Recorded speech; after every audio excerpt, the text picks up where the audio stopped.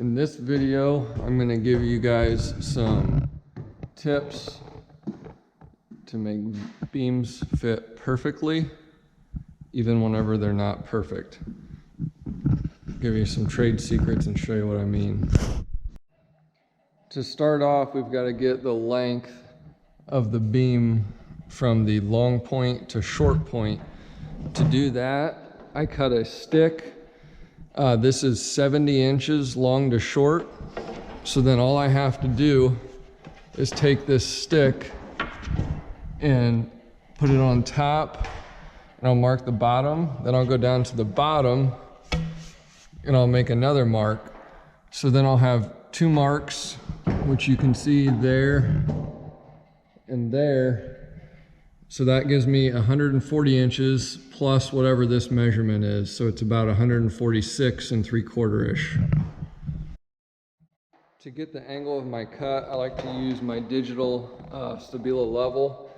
And I'll take a reading on a couple different spots on the ceiling. I'm at 37 degrees. So that's the cut that I will make. So as you can see, I've already got my blocking in here.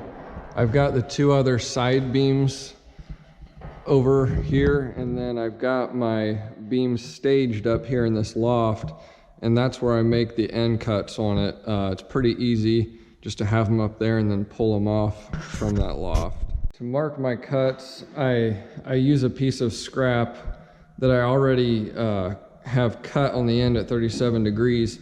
I made these cuts on the miter saw. So what I'll do then is just simply line up the edge, and then I'll make my mark, and then I use my HKC track saw to make the long cut on these beams. Sorry, the lighting is not very good up here, but after I've got my cuts made long to short, I'm also taking a piece of tape and applying that to the top edge, and then I'll use that to get my cut line for whenever I scribe it. Right now I've got the beam tacked in place, so I set it up in here so that the top catches, and then I push the bottom up with everything I've got.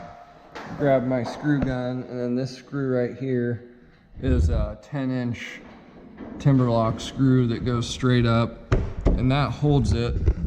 Then I take my torpedo level and I level the bottom of the beam, and I put two screws in the sides to tack it so that it's level. So now from this point I've got to scribe it to the ceiling, and you can see by the gap that it's pretty bad. Come over here, it's awful. So it definitely needs some scribing because there's a humongous dip on these rafters. But before I do anything, I want to take a look at my cuts up top and on the bottom. What I can do up top is I make these wedge shims. So whenever I do the final fit on this, if there's some gap at the top, I can take this wedge shim and stick it in there, and then I'll cut it off and it'll look perfect from the ground. So now on the bottom here, I want to inspect this cut also. I want the bottom to be tight, and I actually cut the top a little bit fat. And what I do is I remove the drywall perfectly behind there. That way, this is actually going behind the drywall a little bit. So the cut does not actually have to be perfect. If you remove that drywall, it'll kind of sink back in there and it'll look perfect even though it's not. What I've got to do now is set my scribe line. You can see on this beam, I'm shooting for a 1/2 inch offset right here. So what I do is I come up here, measure up a 1/2 inch, and then I'll take my square and run it parallel with the bottom edge of the beam and transfer this line down like that. So you'd mark it right here. So I've got my line, I'll measure that, and that's the offset I need to set my scribe line at in order to give me this 1/2 inch reveal. So now you can see I've ripped the tape off, and the top edge of that tape is going to be my scribe line. So now I've got to try and take this down. I'm going to set it across the scaffolding and cut it up here rather than trying to get it back over there again. At least that's the plan for now. Okay, so what I've actually got now is it ripped. I've got my circular saw set at about 20 degrees, and I cut it just proud of the tape line, and then I'll grab my block plane and finish it off.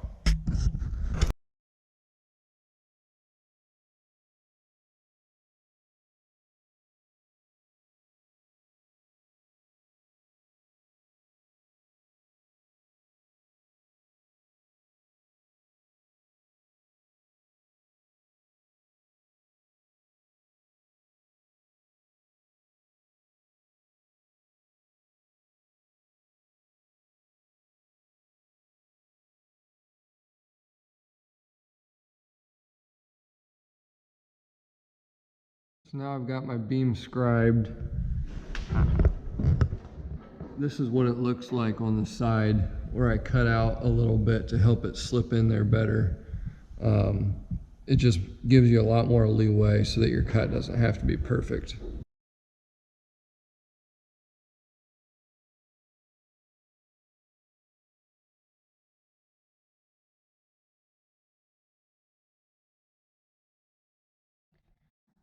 So now my beam is attached, the tape is off. You can see the scribe to the ceiling is really nice. But as I come up here, and you gotta remember this is way high off the floor, so nobody's ever gonna see this. And I do have a little bit of a gap. And that's where these wedge shims will come in handy, because you can see I'm tight on the bottom. The angle's just not quite perfect. So what I'll do is I'll put some glue on that, hammer it in there, and then I'll take my knife and score it and break this off. So now that shim is broken off in there, you can see it looks very, very tight.